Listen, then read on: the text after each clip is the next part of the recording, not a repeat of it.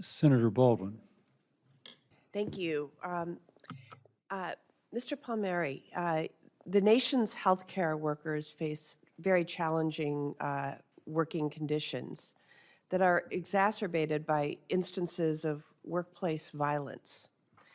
The American Hospital Association released a report that states hospitals spent more than $18 billion in 2023 on costs associated with managing workplace violence.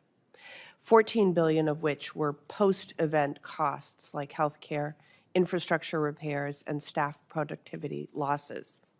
If you're confirmed, you will oversee the Department of Labor's rulemaking process. In August, the workplace violence prevention rule was downgraded from the proposed rule stage to what they call long-term actions, often known as rulemaking purgatory. My Workplace Violence Prevention for Healthcare and Social Service Workers Act would address the issue through Congress. But in the meantime, the department needs to put forward this proposed rule.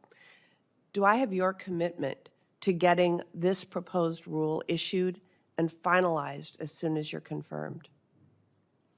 Thank you, Senator. Long-term actions on the unified agenda don't necessarily signal a lack of prioritization. It may literally be related to timing. Generally, the items on the active part of the agenda are those that an administration believes can be completed in the next 12 months. I have your commitment to prioritize this rulemaking process. Workplace violence is a huge issue for healthcare workers and social workers. While I'm not at the department, if confirmed, I'd be happy to work with you and your office and team and communicate with the secretary, the deputy secretary, obviously the administrator of OSHA if confirmed, and others who will be involved in that decision.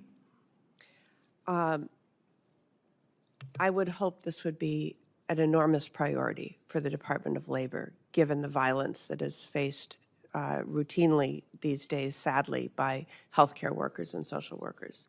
Mr. Mayor and Mr. Murphy, the NLRB is the sole agency that can conduct and certify union elections.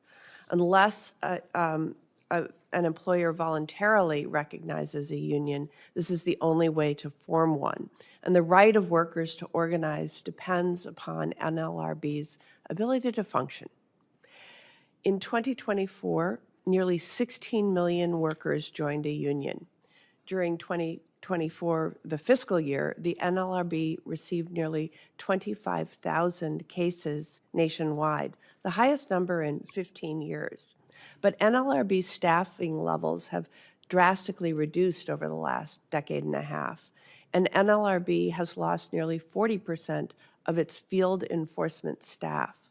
Processing time for cases pertaining to unfair labor practices has exploded from a few months to well over a year.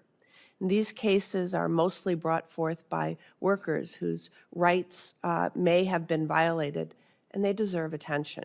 So my questions for each of you, do you think that the NLRB needs increased funding and staff to protect workers and enforce labor laws and fully do its job?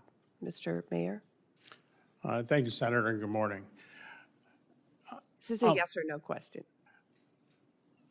Well, my answer is a little more nuanced in that I'm not in the agency yet. If confirmed, I commit to reviewing the staffing levels at the board. The general counsel's staffing and the field staffing is a different story. Your answer? Senator, as far as the fiscal year 2026, I've had no part whatsoever in the board's budget proposal and justification, and we are bound by that proposal, which is under consideration by the Congress. Would you commit today that you will request sufficient funding and any additional authority that may be necessary to hire and retain sufficient staff? I think it's a very serious concern, Senator. As far as the commitment is concerned, I'll just have to see, if I'm confirmed, what the circumstances are on the ground. Mr. Mayor? Same answer. We will review, if confirmed, we'll review the appropriate staffing levels at the board side and on the general counsel. More specifically, would you commit to requesting sufficient funds to keep NLRB regional offices open and accessible to the public? Mr. Mayor? Yes, Senator, to the extent that the board side can affect that, yes. Mr. Murphy?